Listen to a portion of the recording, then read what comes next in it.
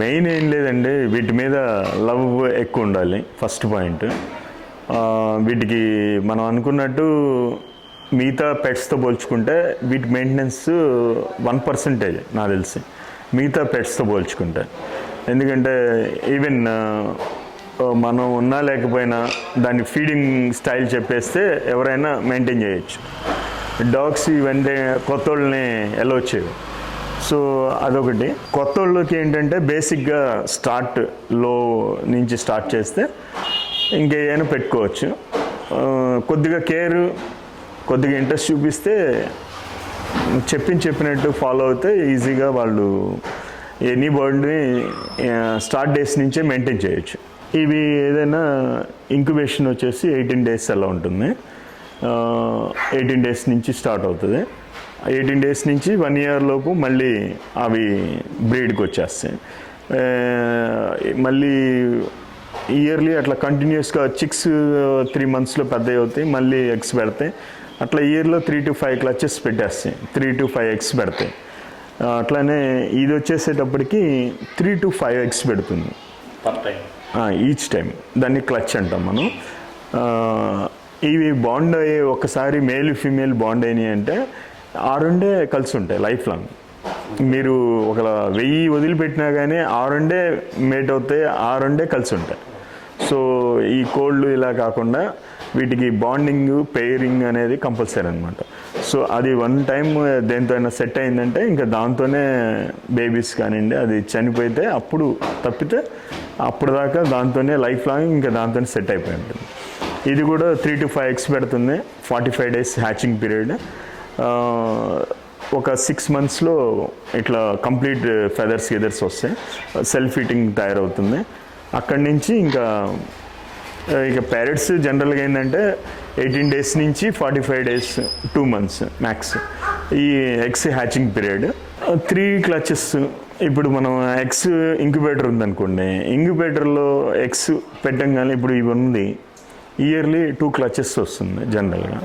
మనం ఏం చేయొచ్చు అంటే ఒకసారి ఎగ్స్ పెట్టంగానే ఆ ఎగ్స్ తీసేసాం అనుకోండి, ఇవి చూడండి, ఇవి మన ఇంట్లో పుట్టినవి, ఇవి జస్ట్ అట్లా ఆడుకుంటూ ఉంటాయి. మామూలుగా ప్యారెట్స్కి అట్లా మనం చెయ్యి అందిస్తే చెయ్యి కట్ చేస్తాం మామూలుగా. వాటి బీక్స్ చాలా స్ట్రాంగ్ ఉంటాయి. ఈ మన దగ్గర పెరిగినాయి కాబట్టి మనకి అట్లా ఫ్రీగా ఉన్నాయి అన్నమాట. ప్యారెట్స్ మ్యాక్సిమం అన్నీ 3 to 5 eggs పెడతా ఉంటాయి. మ్యాక్సిమం అన్ని స్పీషీస్ అట్లానే ఉంటాయి. అవి అంతే పెడతాయి, 5 eggs పెడతాయి. ఇది అంతే 3 to 5 eggs. కాక్టైల్స్ అంతే, ఇవి అంతే మ్యాక్సిమం 3 to 5 eggs పెడతా ఉంటాయి అన్ని ప్యారెట్స్ ఫ్యామిలీలో. Most of the parrot species అన్నీ కూడా అంతే 3 to 5. హ్యాచింగ్ పీరియడ్ కూడా 14 days నుంచి 45 days లేదా మ్యాక్స్ 60 days మేకోస్తో కలిపి. ఇట్లా వాటి సైజు, వాటి ఏరియాని బట్టి అట్లా ఇదవుతూ ఉంటాయి. ఇప్పుడు సపోజ్ 1 time ఎగ్స్ పెట్టినవి, ఆ ఎగ్స్ మొత్తం తీసేసాం అనుకోండి, మళ్ళీ 1 monthలో ఎగ్స్ పెట్టేస్తాయి.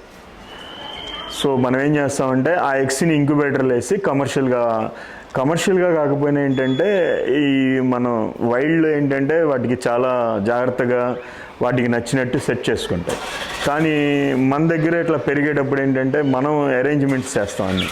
సో ఎగ్స్ సరిగ్గా పొదగపోవటం ఇవన్నీ ఉంటాయి కాబట్టి మనం ఏం చేస్తామంటే డైరెక్ట్గా బయట నుంచే ఇంక్యుబేటర్లో వేయటం. లాస్ట్ టైం ఇది పెట్టినప్పుడు 3 eggs పెట్టింది. 3 eggs పెడితే 1 egg ప్రాపర్ ఇంక్యుబేట్ అవ్వలేదు, దాని దగ్గరే ఉంచాను, మదర్ దగ్గరే ప్రాపర్ ఇంక్యుబేట్ అవ్వలేదు. ఒక పిల్ల హ్యాండ్ ఫీడింగ్ అని మనము అంటే మన దగ్గర చేత్తో అలవాటు అవ్వాలని చిన్నప్పుడే 4 weeks అవ్వగానే బయటికి తీసేస్తాం, తల్లి దగ్గర నుంచి తీసి మనం పెంచుతాం అనమాట. అప్పుడు మన దగ్గర ఇట్లా ఇవి వస్తున్నాయి చూడండి, అట్లా చేతి దగ్గరికి రావటం అవన్నీ రావాలంటే హ్యాండ్ టైం అవ్వాలంటే అలా తీస్తేనే, లేదు తల్లి పెంచితే వైల్డ్లానే చెయ్యి దగ్గరికి రావు, హ్యాండ్ టైం అవ్వవు. సో అందుకని మనం ఇప్పుడు మార్కెట్లో వైల్డ్ అనేది ఏంటంటే ఓన్లీ బ్రీడింగ్ పర్పస్లోనే కొనుక్కుంటారు. జనరల్గా ఈ ప్యారెట్స్ అంటే చేతి మీద ఉంటే ఎక్కువగా లైక్ చేస్తారు కాబట్టి వాళ్ళు ఎవరైనా ఎవరైనా పెట్టుకునే వాళ్ళు కానీ హాబీయిస్ట్ కానీ సరదాగా పెంచుకునే వాళ్ళు కానీ పెట్ లవర్స్ కానీ ఓన్లీ హ్యాండ్ టైమ్డే ఎక్కువ లైక్ చేస్తూ ఉంటారు.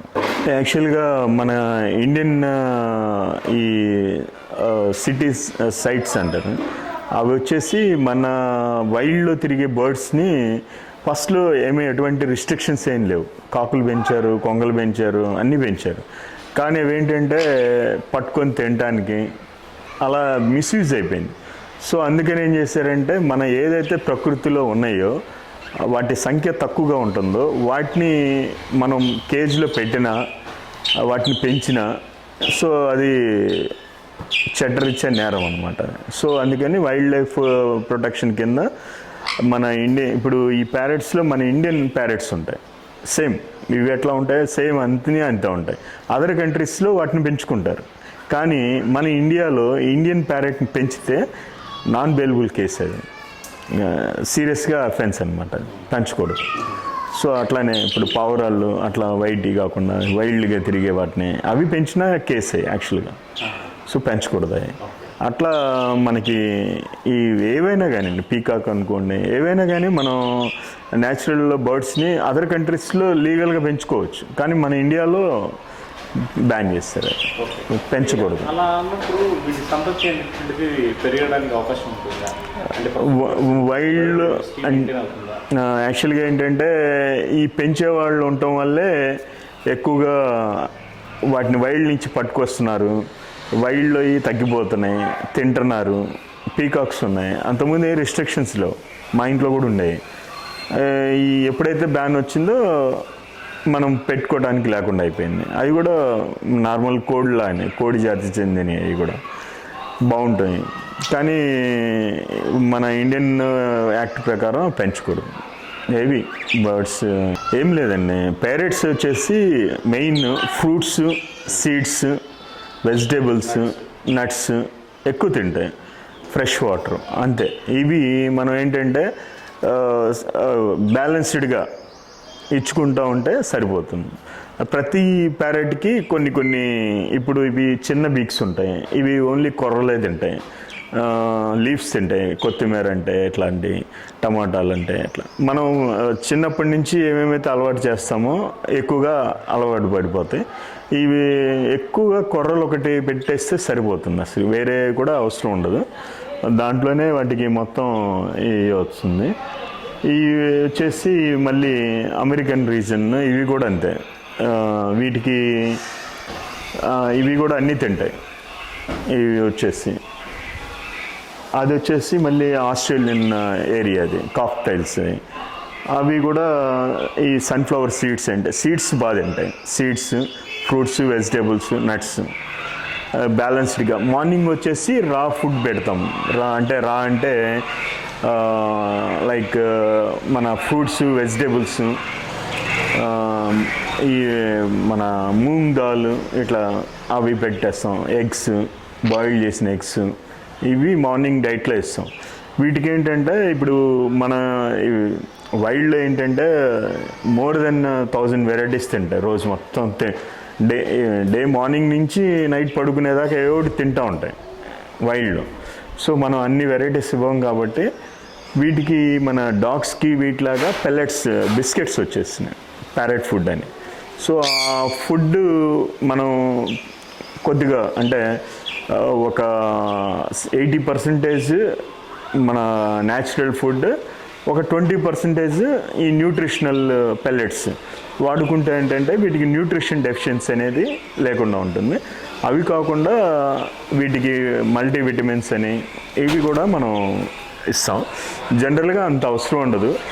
మనం ప్రొఫెషనల్గా ఇవన్నీ చేయాలి అనుకుంటున్నాము, బర్డ్కి 100% హెల్తీగా చేయాలనుకుంటున్నాం కాబట్టి న్యాచురల్గా మామూలుగా సరదాగా పెంచుకునే వాళ్ళకి అంత అవసరం లేదు, నార్మల్ సరిపోతుంది. వీటికి సపరేట్గా ఇప్పుడు ఆఫ్రికన్ గ్రే ప్యారెట్స్కి ఇట్లా కొద్దిగా ఎగ్జోటిక్ బర్డ్స్ అంటారు. ఇవన్నీ నార్మల్గా ఉండే ఎగ్జోటిక్ బర్డ్స్ అంటే మన కంట్రీ కాకుండా అదర్ కంట్రీస్లో మెయిన్ రేర్ బర్డ్స్ని ఎగ్జోటిక్ బర్డ్స్ కింద కొన్ని కేటగిరైజ్ చేశారు. ఆ కేటగిరైజ్లో ఈ ఆఫ్రికన్ గ్రే ప్యారెట్స్, మెకోస్, కాక్టూస్ ఇట్లా ఒక 10-15 రకాలు ఉన్నాయి. అంటే జనరల్గా అందరికీ నోటెడ్గా తెలిసినవి. అవి వచ్చేసి వీటికి బయట కంట్రీస్లో ఆల్రెడీ కొన్ని ఫార్ములాస్ రెడీ చేసేసి బ్రీడింగ్ ఏంటంటే జనరల్గా మల్టీవిటమిన్, కాల్షియము, విటమిన్ ఇ ఇవి ఎక్కువగా యూజ్ చేసుకుంటే సరిపోతుంది. ఇంకా అవి కూడా మనకి డైరెక్ట్గా బయట కంట్రీస్ నుంచి ఇంపోర్ట్ అయినవి. అంటే ఇక్కడ మనకి మన ఇండియన్ మార్కెట్లో దొరికేవి ఏంటంటే మనం మెజర్మెంట్స్ ఇవన్నీ కొద్దిగా మిస్టేక్ అవుతూ ఉంటుంది. సో కొద్దిగా సైడ్ ఎఫెక్ట్స్ రావడానికి ఉంటుంది. అందుకని ఏంటంటే ఇప్పుడు ఈ ఎగ్జోటిక్ బర్డ్స్ కోసం స్పెసిఫైడ్ క్వాంటిటీ, స్పెసిఫైడ్ ఇవి అదర్ ఇంటర్నేషనల్ కంపెనీస్ ఉన్నాయి. అవి ఆల్రెడీ ఇండియాలో బాగా దొరుకుతున్నాయి, ఇంపోర్ట్ చేసుకున్నాయి. అవే మేము యూజ్ చేస్తున్నాం ప్రజెంట్. సో మాకైతే అంతా బాగుంది. ఇప్పుడు మన బర్డ్ని చూస్తే అర్థమవుతుంది వాటి ఫెదర్ కండిషన్ కానీ, ఆ కలర్ క్వాలిటీ కానీ అవన్నీ కూడా ఏంటంటే ప్రాపర్ న్యూట్రిషన్ వల్లే అవి ఎన్హాన్స్ అవుతూ ఉంటుంది.